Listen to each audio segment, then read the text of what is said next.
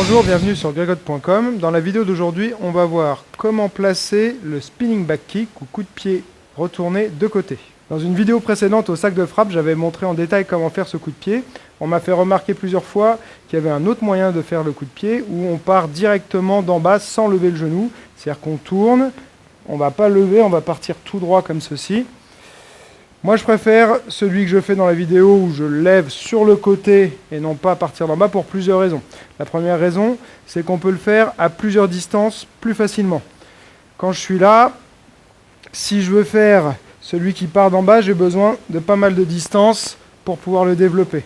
Alors que si je suis très près comme ceci, j'aurai jamais la place d'aller lever pour atteindre ma cible, alors qu'en levant sur le côté, je vais pouvoir réussir à toucher quand même.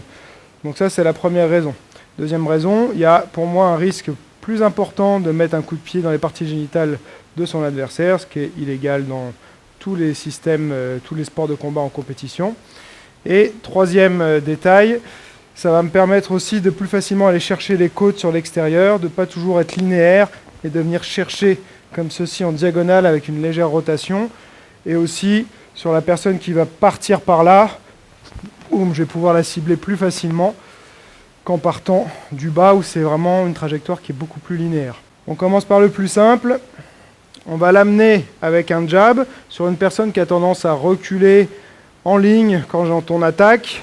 1, 2, on va venir tout de suite suivre avec le coup de pied retourné de la jambe arrière. Donc on est là, 1 et 2. Okay, donc si plusieurs fois je suis là, je suis attaqué en jab, je vois qu'elle recule. Ouais. Elle recule, je vais 1, 2 et je vais venir suivre avec mon coup de pied de côté. Une stratégie en combat en général, c'est d'essayer de s'éloigner du bras et de la jambe arrière qui sont plus puissants. Donc en général, si moi je viens attaquer, si elle se déplace correctement, elle doit partir vers l'extérieur ici, d'accord, pour s'éloigner de ma jambe arrière où je vais souvent essayer de shooter la jambe arrière et si elle est tout le temps en train de partir par là, elle m'empêche d'utiliser cette jambe.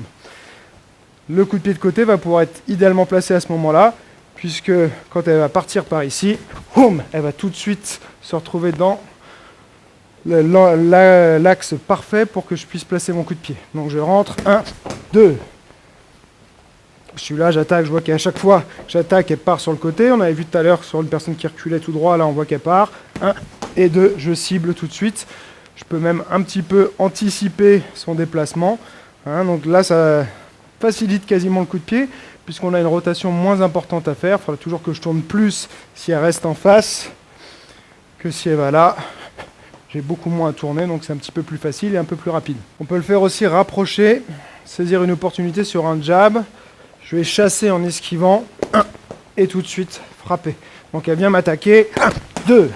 Tout de suite, je l'attends, boum, et je compte directement. Donc je ne vais pas simplement faire mon esquive, je ne vais pas juste catcher, je vais sortir et dévier en même temps pour essayer de tourner son corps dans la direction où je vais frapper. D'accord, donc là, ce qu'il faut essayer, c'est de ne pas montrer qu'on va le faire. Donc il faut éviter de commencer à avoir sa jambe qui est comme ça de côté, sinon on sait qu'il va y avoir un retourné. Donc je garde ma position normale, je sors, boum, et j'envoie. Toujours essayer de bien regarder, chercher du regard sa cible. Donc quand je tourne, j'ai cherché du regard la cible. Une dernière possibilité, on a vu quand une personne reculait qu'on pouvait faire le jab et directement à l'arrière. Si elle recule beaucoup, qu'elle est très mobile ou qu'il y a une grande différence d'allonge, on va pouvoir faire sur un jab cross, 1, 2, changer de jambe et venir chercher le coup de pied à ce moment-là. Donc j'avance, 1, 2 et 3. Là, je rentre dedans, boum, boum. 1, 2 et 3. J'avance pas en même temps que mon cross, c'est-à-dire que je fais pas 1 et 2 comme ça, mais j'envoie jab, cross, je ramène pas mon cross, je vais au bout du cross et là j'avance pour frapper. Ok, donc 1, 2, hop, 3.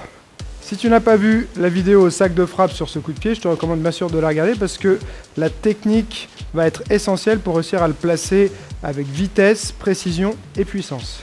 On est sur internet, donc pour moi le seul moyen de savoir si tu as aimé cette vidéo, c'est que tu me le dises. Pense à cliquer sur j'aime, me laisser un commentaire et surtout partager sur les réseaux sociaux. Et comme je dis toujours, celui qui croit savoir n'apprend plus, alors garde l'esprit ouvert.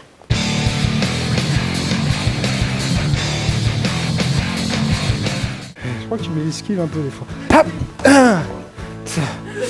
allez. Hop,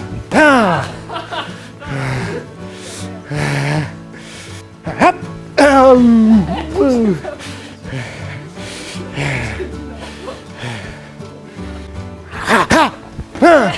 tu t'en vas trop.